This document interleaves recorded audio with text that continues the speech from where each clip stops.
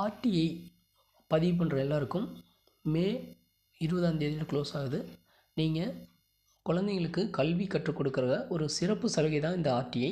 இதற்கு தேவையான டாக்குமெண்ட் என்னங்கிறத ஆல்ரெடி சொல்லியிருக்கேன். Aadhaar card, smart card, income certificate, nativity, community, அவங்களோட ஃபோட்டோ.